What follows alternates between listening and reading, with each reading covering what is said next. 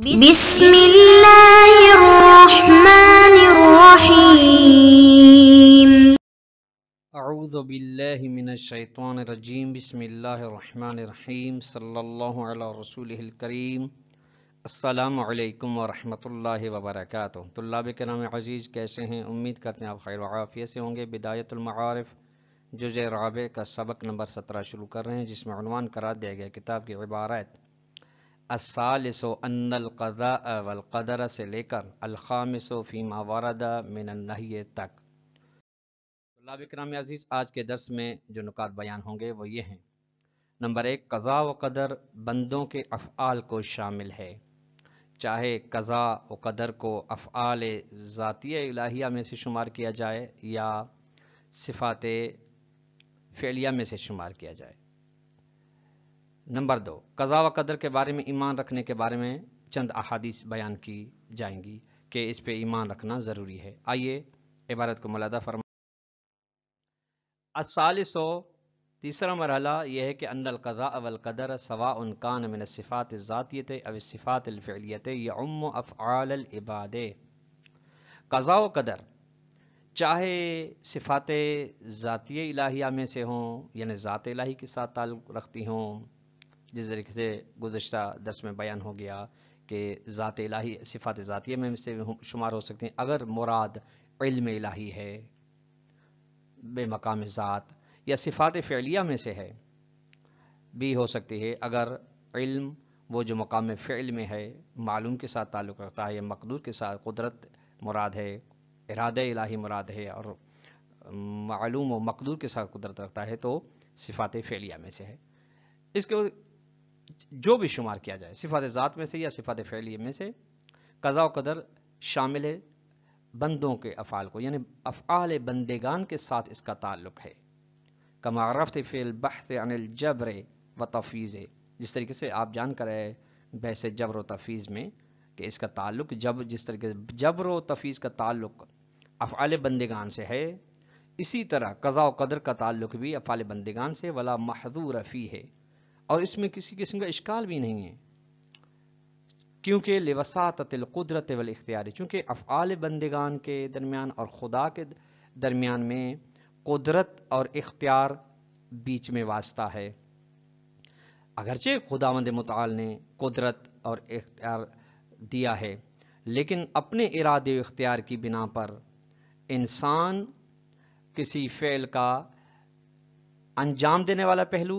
انتخاب کر رہا ہے یا ترک ورا انتخاب کر رہا ہے۔ فیجمع بین القضاء الحتم و اختیاریت الافعال، نتیجے میں بس جمع کیا جا سکتا ہے قضاء حتمی کو اور اختیاریت افعال کو، کہ افعال میں تمام انسان و بندگان اختیار رکھتے ہیں، اس میں کوئی تناقض نہیں پایا جاتا۔ اس طرح کے بیان کر رہی کہ بکون القضاء الحتم متعلقا بوجود القدرت والاختیار فی العباد، چونکہ قضاء حتمی کا تعلق ہے اس قدرت اور اختیار کے ساتھ جو بندوں کے اندر پائی جاتی ہے۔ بس فالعبد المختار مع وجودہ وکونہ مختارا، بس بندہ اس حالت میں کہ وہ موجود ہے، ایسا موجود ہے جو صاحب اختیار ہے، اس لحاظ سے ممکن وجود ہے، یعنی اس کا اپنا وجود بھی ممکن اور اس کے اندر جو اختیار پایا جاتا ہے وہ بھی ممکن، معلول یعنی اس کی علت خدا ہے، محتاج الیہ تعالی، خدا کا محتاج ہے۔ ولو کان العبد مضطرا مجبورا، اور اگر عبد مجبور ہوتا، مختار نہ ہوتا تو تخلف قضاء الحتم، تو خدا کی قضاء حتمی جو اس کے بارے میں آئی ہے وہ تخلف پذیر ہوتی، وہ صدق نہ کرتی، وہ متحقق نہ ہوتی فی وجود العبد المختار، اس عبد کے وجود کے بارے میں جو صاحب اختیار ہے۔ مجبور کی صورت میں پھر ایک اور قضاء حتمی پیش آتی جو اس کے جبر کے ساتھ تعلق رکھتی ہو، جبکہ اس کے لیے اختیار کا ہونا وجداناً ثابت ہے، کمال اکبر، جس طریقے سے بات مخفی نہیں بلکہ واضح ہے۔ الرابع، چوتھا مرحلہ ہے فی تاکید الایمان بالقضاء والقدر، حدیث میں قضاء و قدر کے بارے میں ایمان رکھنے کی تاکید آئی ہے۔ وقد ورد فی ذلک روایات، اس بارے میں چند روایات آئی ہیں، منہا ایک روایت ان میں سے ما عن الخصال عن رسول اللہ صلی اللہ علیہ وسلم، خصال شیخ صدوق سے روایت ہے کہ نبی اکرم نے فرمایا اربعۃ لا ينظر اللہ الیہم یوم القیامت، 4 لوگوں کی جانب خداوند متعال اپنی نظر کرم و لطف نہیں فرمائے گا، آقن آق کے والدین، و منان دوسروں پر احسان جتانے والا، مکذب بالقدر خدا کی تقدیر کو جھٹلانے والا، و مدمن خمر ہمیشہ تسلسل کے ساتھ شراب پینے والا۔ بحر الانوار جلد 5 صفحہ نمبر 87۔ ومنہا ایک اور روایت، ما فی البحار عن العالم علیہ السلام، کتاب بحار الانوار انوار ومان سے کہا کہ انہو قال، مولا نے فرمایا لا یکون المؤمن مؤمن حقا، کوئی بھی حقیقی مومن مومن نہیں بن سکتا، حتی یعلم ان ما اصابہ لم یکن لیقطعہ وما اخطأہ لم یکن لیصیبہ، کہ جو بھی اس تک پہنچی ہے، جو چیز بھی اس تک پہنچی ہے، جو چیز بھی اس کو ملی ہے، یا جو چیز اس کو نہیں ملی ہے، وہ قضاء حتمی کا نتیجہ ہے۔ بحر الانوار جلد 5 صفحہ نمبر 54۔ ومنہا ایک اور روایت، ما ان تحف العقول عن ابی محمد الحسن بن علی علیہ السلام، ابی محمد حسن بن علی علیہ السلام سے روایت ہے تحف العقول کتاب میں کہ مولانا فرمایا اما بعد، اس کے بعد یہ ہے کہ فمن لم یؤمن بالقدر خیرہ و شرہ، جو قدر کے بارے میں ایمان نہ رکھتا ہو، چاہے اس کی تقدیر اچھی ہو یا بری، تو ان اللہ یعلمہ فقد کفر، بے شک خداوند متعال جانتا ہے کہ وہ اس نے کفر اختیار کیا ان کا ایمان نہ رکھ کے۔ حدیث اور کا سلسلہ آگے بھی ہے، بحر الانوار جلد 5 صفحہ نمبر 40۔ ومنہا ایک اور روایت، ما عن الخسار بطرق مختلفۃ عن رسول اللہ صلی اللہ علیہ وسلم،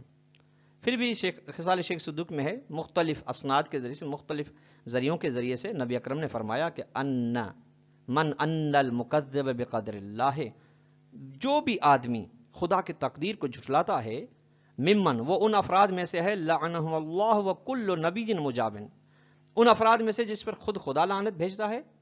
اور خدا کے مستجاب الدعوی انبیاء اس پر لعنت بھیجتے ہیں۔ بحر الانوار جلد 5 صفحہ نمبر 88۔ یہ روایت ہیں۔ وبالجملۃ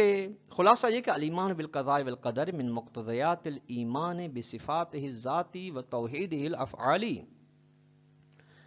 کہ ان احادیث کا نتیجہ یہ نکلتا ہے کہ ایک مومن کے ایمان کے لوازمات میں سے ایک لازمہ یہ ہے کہ قضاء و قدر پر وہ ایمان رکھتا ہو، چونکہ قضاء و قدر کا یا تو خدا کی صفات ذاتیہ میں سے ہے، صفات ذات کے ساتھ تعلق رکھتا ہے، یا توحید افعالی کے ساتھ تعلق رکھتا ہے، یعنی افعال اللہ میں سے شمار ہوتا ہے، جس کا دوسرا پہلو افعال بندگان ہے۔ وعلیہ اس بنا پہ فلا بد من الایمان بھی، جسے خود خدا پہ اور خدا کی صفات پہ اور خدا کی وحدانیت من جميع الجہات پہ ایمان و عقیدہ رکھنا ضروری ہے، اسی طریقے سے اسی کا جز قضاء و قدر پر ایمان رکھنا بھی ہے۔ ثم ان الایمان بالقضاء والقدر یوجب ان ينظر الانسان الى كل ما قدره اللہ وقضاه،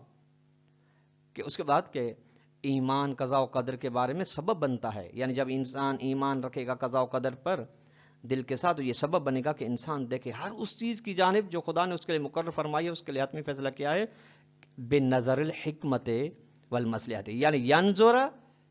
حکمت کی نگاہ سے دیکھے اور مصلحت کی نگاہ سے دیکھے، چاہے اس کو مشکل ہی لگ رہی ہو پھر بھی یہ ایمان رکھے کہ اس میں ضرور بضرور جس نے میرے لیے مقرر فرمائی ہے، جس نے میرے لیے حتمی فیصلہ فرمایا ہے، اس میں حکمت و مصلحت ہے۔ اذ القدر والقضاء من افعالہ، جو قضاء و قدر خدا کے افعال میں سے، اور کوئی بھی فعل ایسا خدا کا نہیں جس میں حکمت نہ ہو، جس میں مصلحت نہ ہو۔ ولا يصدر منه شيء الا بالحکمت والمصلحت، اور خدا سے کوئی ایسی چیز صادر نہیں ہو سکتی، اگر ہو سکتی ہے تو وہ حکمت کے ساتھ ہوگی یا مصلحت کے ساتھ ہوگی۔ وَإِن لَّمْ يُظْهَرْ وَجْهُهَا لِأَحَدٍ، اگرچہ اس کے حکمت و مصلحت کی علت و سبب کسی کے لیے معلوم نہ ہو، لیکن حتماً اس کے اندر حکمت ہوتی ہے، چونکہ حکیم ہے، حکیم کبھی بھی اپنا فعل حکمت کے بغیر انجام نہیں دیتا۔ فَإِذَا أَرَادَ اللَّهُ الصِّحَّةَ لِأَحَدٍ كَانَتْ هِيَ مَصْلِحَتُهُ، اگر خداوند متعال کسی انسان کے لیے صحت کا ارادہ رکھتا ہے اور اسے صحت دیتا ہے، تو یہ اسی میں اسی کی مصلحت ہے۔ برعکس وَإِذَا أَرَادَ لِآخَرَ الْمَرَضَ كَانَ هُوَ مَصْلِحَتُهُ، اور اگر کسی دوسرے بندے کے لیے خداوند متعال بیماری کا ارادہ رکھتا ہے اور بیمار ہو جاتا ہے، بیماری میں بھی اس کی یہ مصلحت ہے، اگر یہ بیماری بندے کو مشکل لگ رہی ہے تھوڑی سی یا زیادہ، لیکن اس میں بہتری ہے۔ وہاں کا اسی طرح سائر الامور من شدت ورخا، اس طرح دیگر امور جو خداوند متعال جو بندے کے ہاں بھیجتا ہے یا بندے کو اس میں مبتلا کرتا ہے، مشکلوں، آسانی، والفقر والغنا، غربت و امیری وغیرہ، اس طریقے سے دیگر مسائل، یہ اس میں ضرور مصلحت ہے۔ وَيَسْتَتْبِعُ هَذَا النَّظَرُ، یہ اگر ایسی نگاہ ہے بندے کی جو کہ نگاہ تب بنے گی جب قضاء و قدر پر ایمان ہو، تو ایسی نگاہ کے پیچھے آئے گا کہ تحمل الشدائد والمصائب، بندہ تمام مشکلات و سختیوں کو برداشت کرے، تحمل کر سکے۔ کیوں؟ نیت یہ ہے کہ للعلم، یقین ہے بندے کو بأن وراءها مصلحت و حکمت، چونکہ ان شدائد و مصائب کے پیچھے، اس کے بعد یا اس کے ساتھ مصلحت الہی ہے، حکمت الہی ہے۔ بل ینتہی الی مقام رضا، بلکہ یہ بندہ انسان جو قضاء و قدر پر اس طرح سے ایمان رکھتا ہے کہ جانتا ہے کہ ہر فعل میں حکمت و مصلحت ہے، تو مقام رضایت الہی پر پہنچ جاتا ہے۔ وہ رضا اس بیما، اس چیز کی اختار اللہ تعالیٰ فی امرہ، جو خداوند متعال نے اس کے امر میں اختیار کی ہے۔ وہ مقام عال، مقام رضا بلند ترین مقام ہے، لا ینالہ الا الاوحدی من الناس، اس میں بہت ہی قلیل، بہت ہی چند افراد پہنچ سکتے ہیں، ہر ایک کی رسائی نہیں ہو سکتی۔ ومن نالہ، اور جو بھی بندہ اس مقام رضایت الہی تک پہنچ جاتا ہے، فلا حرص ولا طمع لہ بالنسبۃ الی الدنیا الدنیہ، اسے نہ حرص رہتے ہے نہ طمع رہتا ہے اس حقیر سی دنیا کے بارے میں، دنیا و ما فیہا، اس کے کسی چیز کے بارے میں اسے تمنا نہیں رہتا، یعنی اگر کوئی چیز اس کے پاس نہ ہو، وہ یہ نہیں کہ افسردہ نہیں ہوتا کہ میرے پاس یہ کیوں نہیں ہے، للعلم بأن ما قدرہ اللہ تعالی وقضاہ خیرہ ویصل الیہ،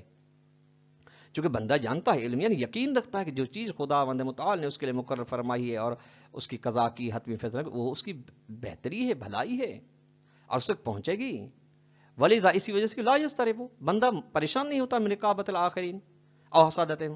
دوسروں کی دشمنیوں سے اور حسادتوں سے پریشان نہیں ہوتا۔ کما انہ لا حسد لہ بالنسبۃ الی ذوی العطایا، جس سے خود اسے جو صاحب مقام رضا بن جاتا ہے، اس کو حسد پھر نہیں ہوتا ان لوگوں کو بنسبت جن کے پاس کچھ ہوتا ہے اور اس کے پاس کچھ نہیں ہوتا۔ جو اس کے پاس نہیں ہوتا، دوسروں کے پاس جن کے پاس کوئی چیز ہوتی ہے، ان کے اس عطا کو دیکھ کے یہ افسردہ نہیں ہوتا، حسد نہیں کرتا کہ ان کے پاس کیوں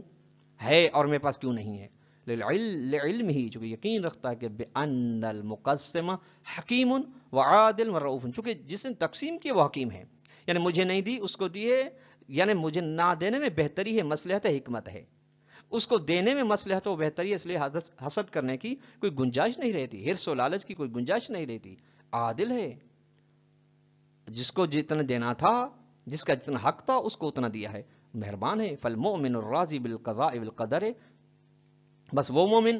جو خدا کی قضاء و قدر پر راضی رہتا ہے، لا یزیدہ قضاؤہ وقدرہ الا ایمانا وتصدیقا وفضیلۃ وعلوما، ایسا مومن کی قضاء کے لیے قضاء و قدر فقط اور فقط اس کے ایمان کو بڑھاتی ہیں، اس کے تصدیق قلبی کو بڑھاتی ہیں، اس کے بلندی درجات کو بڑھاتی ہیں۔ ولذا سأل هذا المقام یا سئل هذا المقام، اسی وجہ سے اس مقام رضا بالقضاء بالقدر کو مانگا گیا ہے دعاؤں فی العدیت، دعاؤں میں و زیارت اور ائمہ علیہ السلام کی زیارات میں، ومن جملتها ما ورد فی زیارت امین اللہ، اور ان زیارتوں میں سے ایک جملہ ہے، ایک کیا کہتے ہیں کلام ہے زیارت امین اللہ میں کہ حیث قال فرمائے اللہم اجعل نفسی مطمئنۃ بقدرک، اے میرے اللہ میرے نفس کو مطمئن کرا دینا تیری تقدیر پر، راضیۃ بقضائک، ایسا میرے نفس کو کرا دینا کہ وہ تیری قضاء اور حتمی فیصلے پر راضی رہے۔ وما ورد فی دعاء ابی حمزہ الثمالی من قولی، اور دعا ابو حمزہ الثمالی میں آیا ہے کہ اللہم انی اسألک ایمانا تباشر بہ قلبی، اے میرے اللہ میں آپ سے مانگتا ہوں ایک ایسا ایمان جو دل کے ساتھ مباشرت رکھتا ہو، دل کے ساتھ ملا ہوا، وہ یقیناً ایسا یقین مانگتا ہوں حتی اعلم انہ لن یصیبنی الا ما کتبت لی، کہ مجھے یقین ہو جائے کہ مجھ تک کوئی چیز نہیں پہنچتی، وہی پہنچتی ہے جو تو نے میرے لیے مقرر فرمائی لکھی ہے، وَرَضِّنِي مِنَ الْعَيْشِ، اور مجھے راضی قرار دے، مجھے راضی رکھ اس زندگی پر بما قسمت لی، جو تو نے میرے لیے مقرر فرمائی تقسیم کے، یا ارحم الراحمین۔ مصباح المتہجد صفحہ نمبر 540 پہ۔ تو طلاب کرام، آج کا درس اپنے اختتام کو پہنچا۔ اگر ہم سوال دینا چاہیں تو سوال نمبر 1 یہ بنے گا کہ قضاء و قدر کا تعلق کس چیز کے ساتھ ہے، اس کی اختصار کے ساتھ وضاحت کریں۔ نمبر 2، کوئی بھی 2 روایات بیان کریں جو قضاء و قدر پر ایمان رکھنے کی اہمیت کو بیان کر رہی ہوں۔ والسلام علیکم ورحمۃ اللہ وبرکاتہ۔